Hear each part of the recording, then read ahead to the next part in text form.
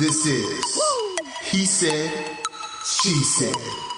Brought to you by the Urban Breakdown Podcast. Number one, baby. Mercedes, let's go. He said, she said, what did they say? He said, she said, what did they say? He said, she said, what did they say? He said, she said, check out what they say. What did he say? What did he say? What did she say? What did she say? What did he say? What did he say? What did she say? What did she say? Hey.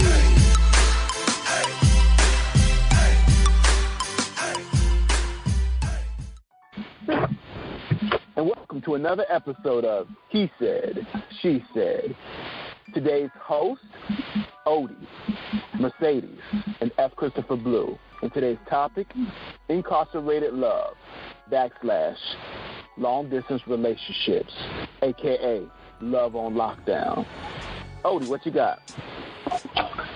So, kind of giving a heads up today. Basically, this episode has been inspired by my love and affection for Real Housewives of Atlanta. One of the housewives has struck up a romance for a man named Tyrone, who he's currently incarcerated for, I think, like stealing from people. So basically stealing. Oh, Erica warned us. Then she warned us, you better call Tyrone.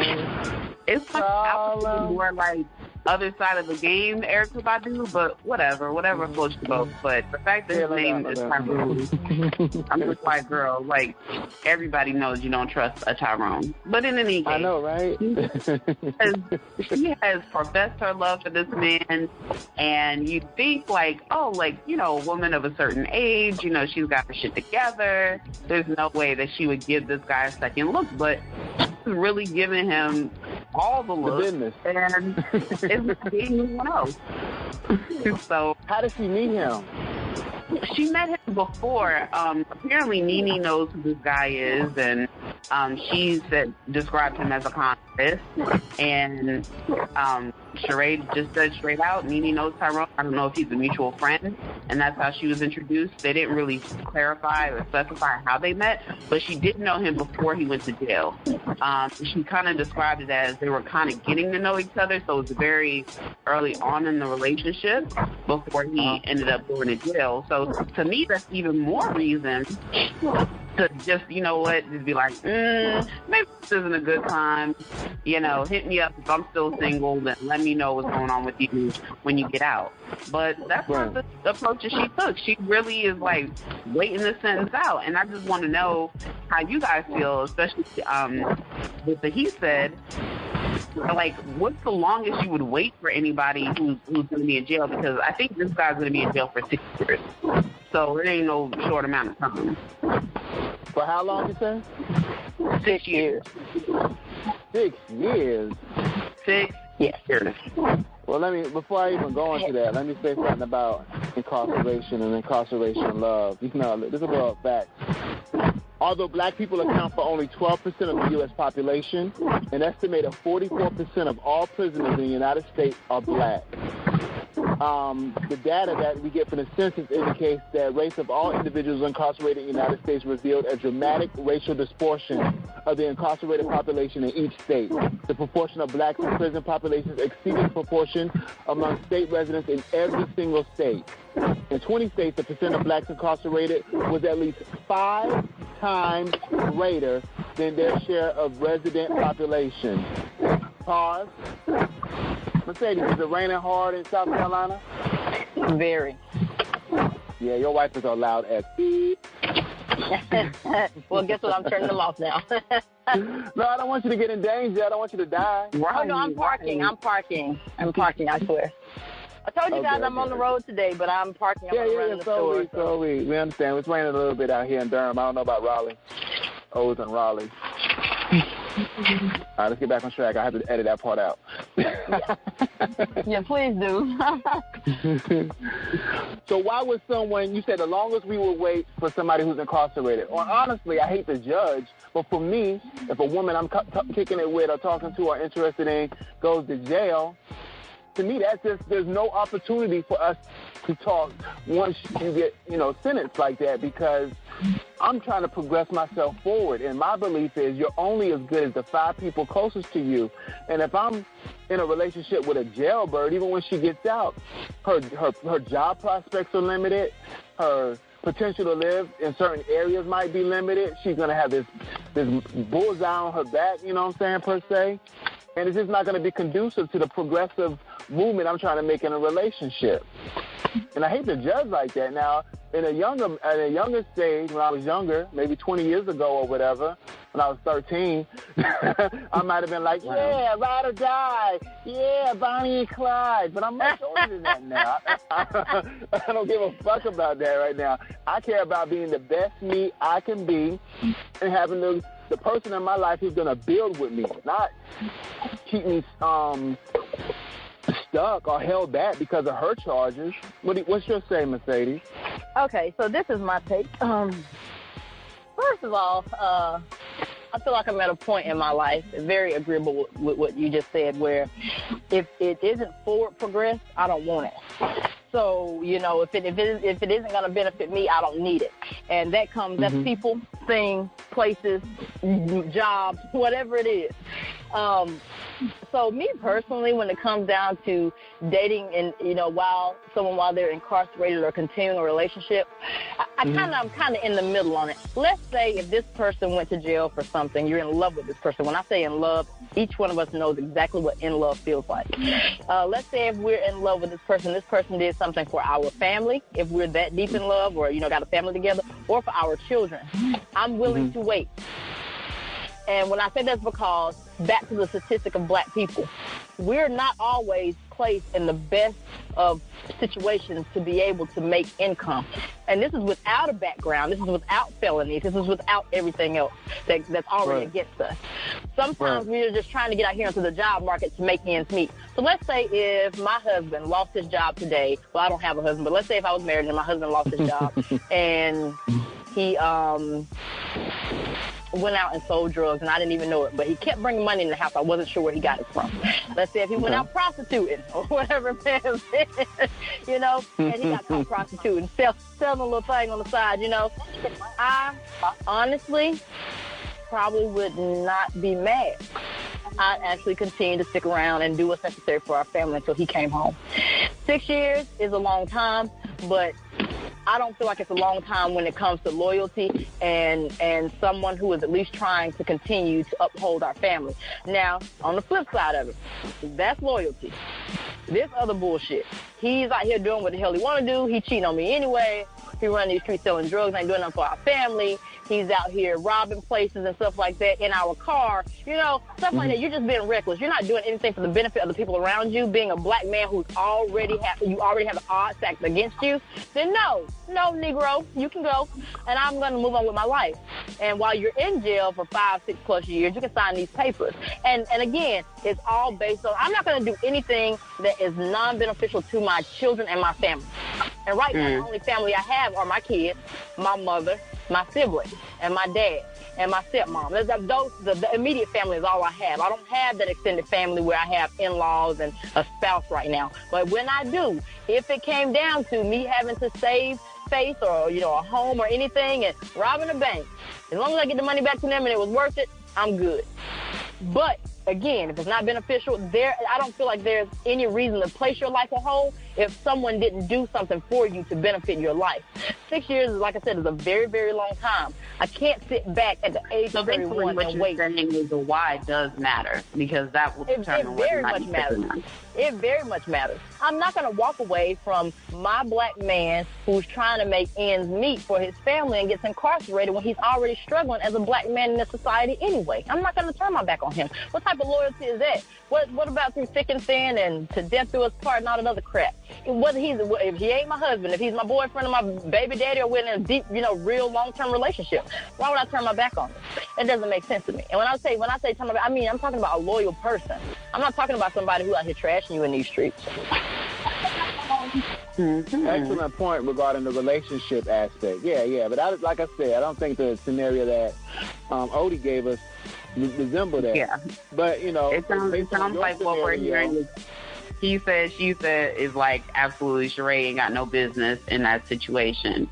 Well, okay, let's say that you do go with it. My next question is, well, what are the guidelines for addressing my loneliness? Because it's going to happen. 6 years is a long time. As far as the Real Housewives, just keeping within Real Housewives of Atlanta, Phaedra Parks was actually married and decided to walk away. Her man was incarcerated, or is going to be incarcerated for 8 years in a federal prison. I suspect that she walked away for a lot of the reasons Mercedes cited. You know, he probably won't doing shit when he was out anyway. And she was just better, like she basically found him to be dead weight, and the incarceration was a good time to break clean and kind of walk away. But it just sucks because they're forever tied because they have children together anyway. But she just found it, you know, not necessary to be actually married to him.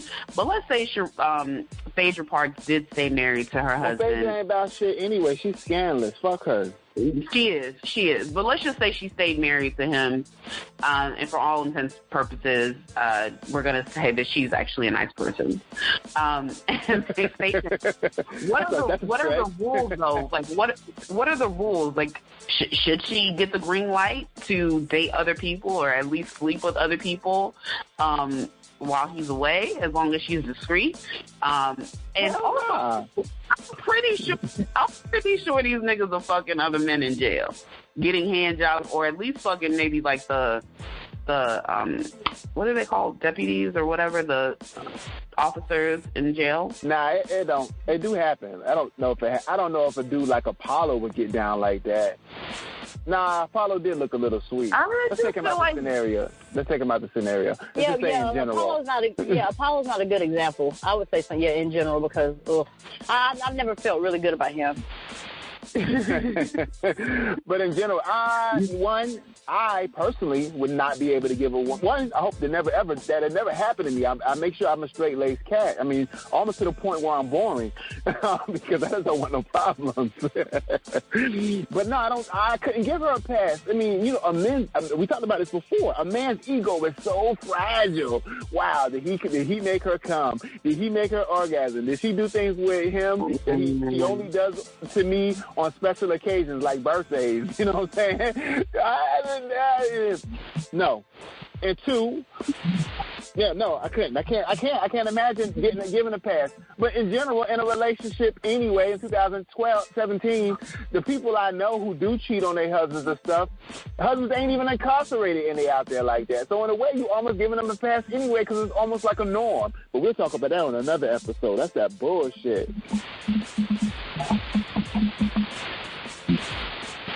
And there's that pregnant pause. I guess we'll put a nut in it. Ah, yeah, baby. I don't know. Like, he doesn't get a pass while he's, like, if I'm incarcerated. Well, no, you don't want him having no gay pass. Exactly. If I'm incarcerated and he's the one on the outside, I would say it's kind of like, I think this was Remy Ma and Papoose' arrangement. I'm with going ahead and giving him a pass. You just need to be discreet. And these bitches, or this bitch, whoever, needs to know what's up when I get out. And if I get out and I find out about them, I will fuck them up. And they was no, I don't want to find out yet. That's why nobody came out yet. Dude, there's no way I should find out about them. Right.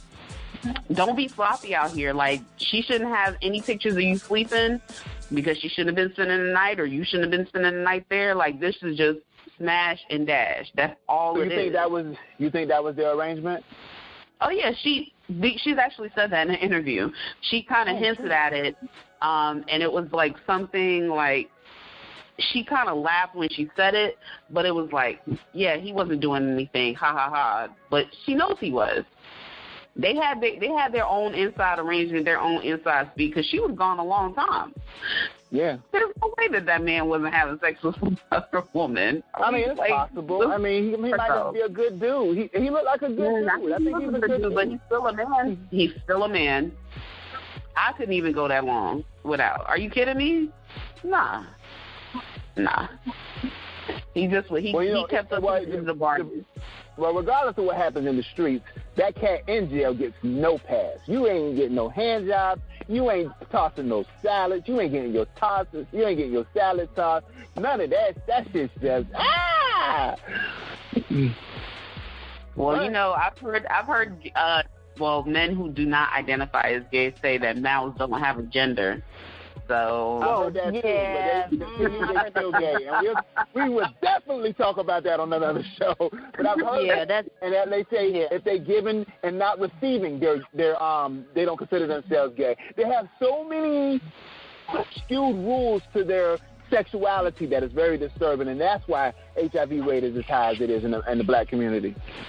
They have excuses for, and you know, it has a lot to do with upbringing too. I mean, I know when I was younger, I've had problems, fighting with my own sexuality, but my parents, well, not both of them, one of them, she was a homophobe. My mom was just a homophobe. So being able to talk about how I felt, you can't do that. So understand why some black men are the same way. The upbringing, black parents are not the easiest on their kids when they're different. They're not. Right. And you know it. Right. And it's like one of those things where, yes, they're, ruining lives today, but where did he get that mindset from? His dad who told him he would kill him if he ever turned out gay, or his mama who told him she would disown him if he ever turned out gay. And then in the household where the Bible is thrown at you, and if you're not strictly by the Bible, you're wrong. There are so many factors into why black men hide their sexuality the way they do. Trust me, it's not a good feeling. And as a woman, I've been there. So after a while, I was just like, you know what? Fuck it. I like who I like. But then I had another problem on the other side of it where no matter what, I had, like, in that household, a problem, because then on the other side of it, we couldn't like white people. I'm like, no, but I like this cute white boy. So you telling me I better be straight, but if not, I can't like a white man. It was so much confusion in the black household. So trust me, it comes from somewhere. They're not struggling.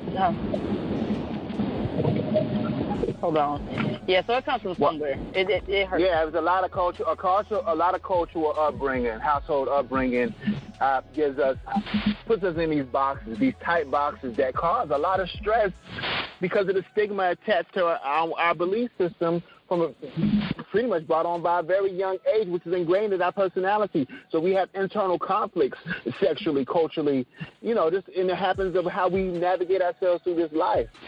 And that's definitely something we should explore in the future, in more detail. But back to Incarcerated Love. Oh, yeah. What's that now?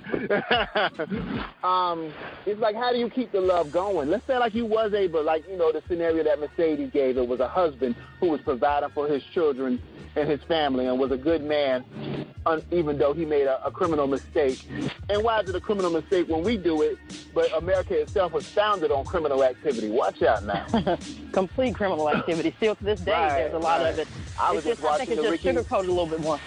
Right. I watched the Ricky Ross documentary last night about how the CIA was funneling drugs into the black community of L.A. just to make a profit to fund the Contra wars. But yet, they didn't do anything except for maybe Oliver North regarding criminal charges regarding their contribution to the drugs. But yeah, all them black people got hemmed up in the game. But that's another story. We definitely gonna talk about that in the future. Oh man, we got so many topics that's popping. But yeah, you might want to write those down, cause oh man, I missed my damn turn.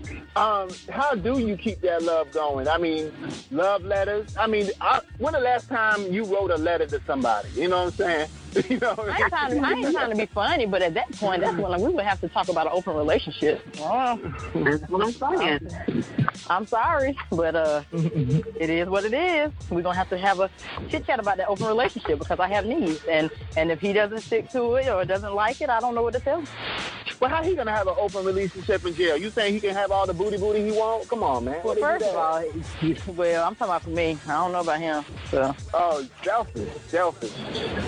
It might be one-sided to you, but at the same time, it's like I'm out here, taking care of our kids and ripping and running.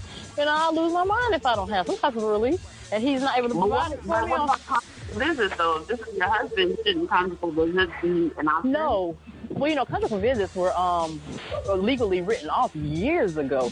The only state that still allow it, I think, is want to say Arizona. It's New York. only 2 states. New York and Arizona. There's only like 2 or 3 states that still allow it. Yeah, that's not even an option. As Blue would say, zoom out and look at that. Like what is the disadvantage? Like, what is the advantage to not allowing that? Like, it just seems like you got a whole bunch of men locked up who have high, like, go into the prison system with no STDs, come out with STDs. Test them going in to see what STDs they have, to treat them. Don't test them on the way out. You know what I'm saying? Well, keep in mind also, I mean, you got COs out here getting pregnant by inmates. Hate to say it, but female COs. So, I mean, these dudes got options. We ain't just talking about them being gay. They got women in there that they can have sex with. Yeah, that's a little earlier. That's rare. I don't think that's popping like that. You'd be surprised. You really be surprised. The consequences of such behavior, that's a criminal offense for the deputy. Yeah, and you're absolutely correct. Felony or something. Yeah, but think about it. Do you know how many female COs got pregnant out here and they probably ain't telling nobody who their baby daddy is, and the baby daddy get out and, you know, take care of their kid or whatever the situation may be? Everybody ain't getting caught, though. So, I mean, you can easily do 2 years and, you know, get somebody pregnant in there and, you know, be as straight as you want to be. And I don't think it's as rare as people think. I think it's some men that ain't breaking or bending for, you know, this type of crap, and they are dealing with women and having babies out here.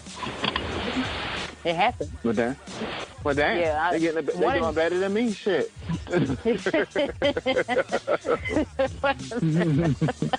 That's ridiculous. But yeah, it happens. It definitely happens. So you just have to be mindful of the situation. Like, you know, but my thing is, though, with that, in prison, you don't have contraception, you know, protection and prophylaxis and stuff. What are they going to do? You would think if a deputy is going to risk her whole damn livelihood and career and maybe, you know, going to jail or whatever, she would bring some prophylactics. You know what I mean? Yeah. That would be smart of her to do. But, you know, everybody... But maybe it's on the whim. Maybe she won't be thinking about it. Maybe it'd be on the whim. She'll be thinking about it. Her little spot gets hot, and then all of a sudden they have a little quickie in a room or whatever. I can't even imagine, because them dudes don't even be washing like that. You know what I'm saying? Yeah. Exactly. So like I said, you know, common sense ain't so common. You know that. So yeah, I know that. People just out here just making moves and doing random stuff. So.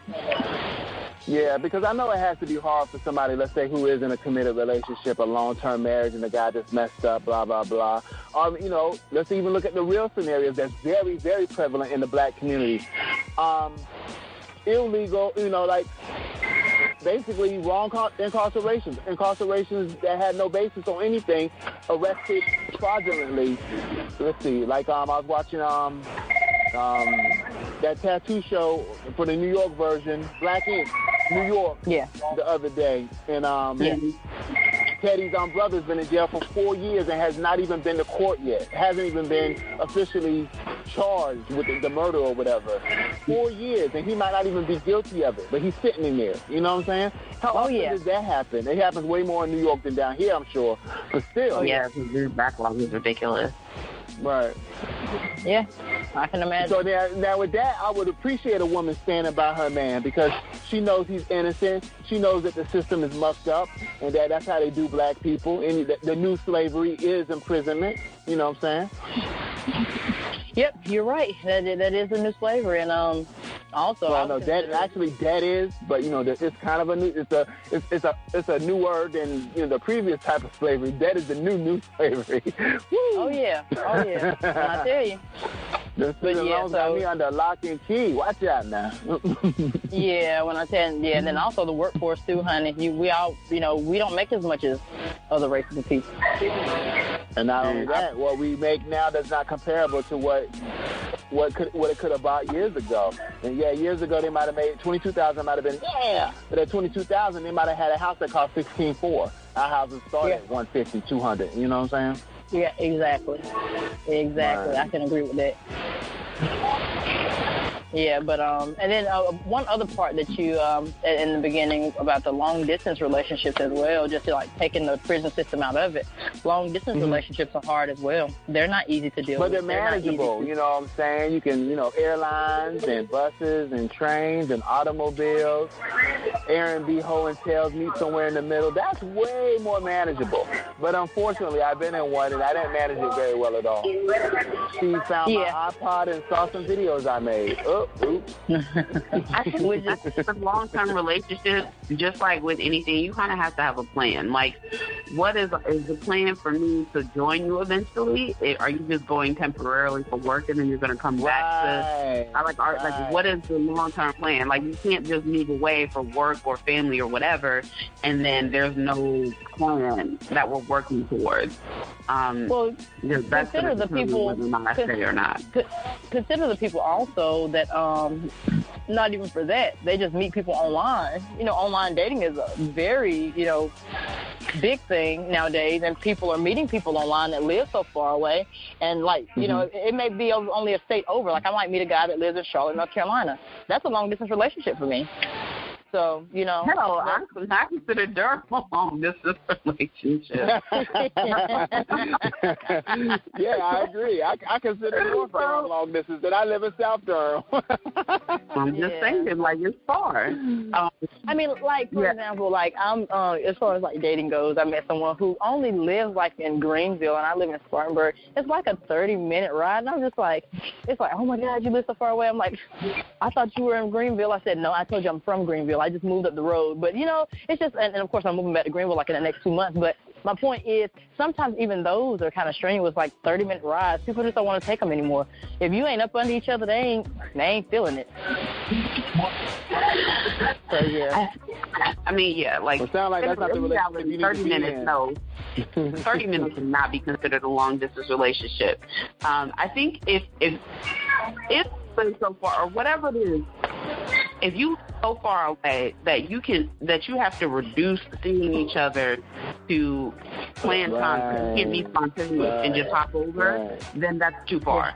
So in the grand scheme of things, if you really have to plan a visit, like, okay, I'm off on this day, I can come and spend the day with you, and it's not just like a quick trip down the road without reliable transportation, then that's a long-distance relationship. That's what I would define it as. And long-distance relationships, I hear what you're saying, but that's why, like, I am on those dating apps, and I limit the mileage. I don't want to date someone. I think the furthest I would go is an hour away. So anybody outside of Fayetteville, anybody in Charlotte, probably not. Probably not, just because that is a little far. Like, if I can't just pop up or do a drive-by to your house, that's too far. And sneak up on you and stalk you and see if you got another bitch over there. Yeah, I understand. Look. as long as you know what's going on. Right. Oh, you can't see me tonight? Let me go over there and see why. I'm like, oh, you said you sleep. I'm in them bushes. Don't play with me. I love it. I'm scared. Be very afraid, because I'm just that crazy sometimes. Like, look, I don't know what you think you're doing, but I'm about to hop in this car and make that 30-minute ride, and you better be where you say you at. Yeah, we fight. There you go. We fight. So, but you gotta do all that. Crazy. But that's real talk though. You gotta check up on them, because trust is a mother. Watch your mouth now. I mean, if you can't trust them, you can't be with them. Yeah, and technically, I give you the benefit of the doubt until you give me other reasons to distrust you. Like, and I ain't just taking them 30-minute rides like that. I'm just, I might be a little crazy, but you got to give me a reason to be crazy. If you ain't done nothing wrong, I ain't gonna bother you. Oh, you ain't came and got this cuda in a couple weeks? Oh, something going on, brother. Yeah, gotta do it all day. So far, the 30 minutes haven't been that bad. It's been like, see each other a couple times a week, but it can definitely get, where we're both too busy and it's down to like a day a week or something like that. And I don't like that. I hate it. Yeah, I'm like, That sounds like incarcerated love right there, girl. Let me write it down. Exactly. Incarcerated by the system of the distance. I don't know. Your hustle's your incarcerator. Being a full-time parent. And right. my hustle. Right. Yeah. Yeah, so far the hustle has actually been beneficial. So, but at the same time, it can take a toll on you. It really can. So the consensus is, nah, for the most part, no. But if it's a long-term relationship that has history of being beneficial to the other partner, then yes. Mm-hmm. Yeah. Highly dependent on circumstance for the most part. A situation where it's new and fresh, and then it's going to be a long incarceration. We definitively decided upon no. So in this episode of He Said, She Said, we pretty much definitively agree. It depends. Yes. Amen. You already know. I totally agree. The key to any relationship is communication. As the Achilles heel of any relationship is communication, based on our Miss Studio session yesterday. Oh my goodness. he likes to throw shade. No, that was actually me and O talked about it earlier. But all of us, I didn't even realize it until like 8 minutes after the time, and then I was like, I think I text both of y'all LOL, and then nobody responded, and I said, oh, everybody sleep. Yeah, once I laid the baby girl on my chest, I don't even know what happened. I was like, I was gone, and I woke up this morning to the LOL.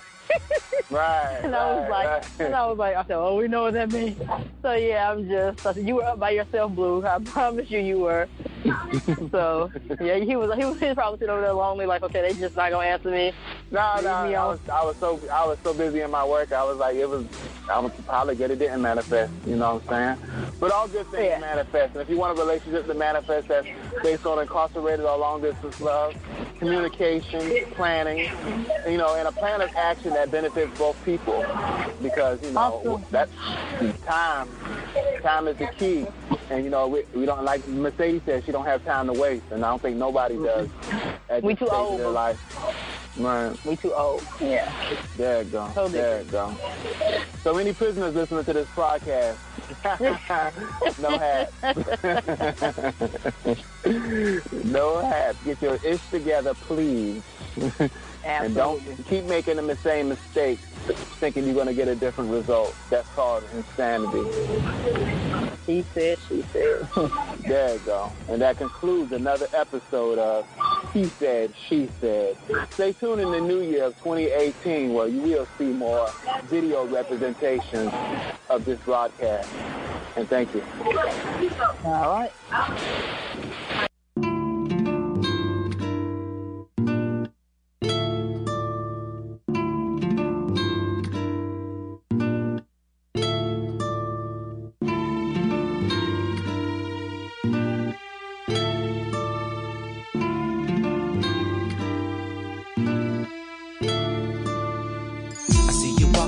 Block every now and then, and when I speak, it's just a way for you to let me in. Tell me how can I win, baby? Give me your number, let me call you, lady. You said you got a man, but I'm not feeling that. You're out here all alone, so where the hell is he at? How could he leave you lonely? You'd be my only, and we'd be falling in love. Does it make you cry? Oh, those tears should be from happiness. Just 'cause you're blessed, got a new love now, so complete that I see share. So high, I wanna be down. Don't you know that what I say is true? So tell me what I gotta do to get next to you, baby. Like I need you. I can see the look in your eye every time you go by. So girl, what you gonna do the very first time that I kiss you? Do you want me like I need you? I can see the look in your eye every time you go by. So girl, what you gonna do the very first time that I kiss you? You need to let your heart be your guide. Girl, don't you hold those feelings inside. I can do better than he can. I need to be your man. Girl, don't you understand? This is the perfect plan. And I'm not player hating him. It's just the way that he has been. Makes me believe you've been mistreated unbelievably over and over again. Tell me why. Make you cry. Oh, those tears should be from happiness. 'Cause you're blessed, got a new love now, so complete that I see share. So high, I wanna be down, don't you know know that what I say is true. So tell me what I gotta do to get next to you. Like I need you. I can see that look in your eye every time you go by. So girl, what you gonna do the very first time that I kiss you? Do you want me like I need you? I can see that look in your eye every time you go by. So girl, what you gonna do the very first time that I kiss you? Baby, I just wanna talk to you, get close to you. How come I never see him holding you or kissing you?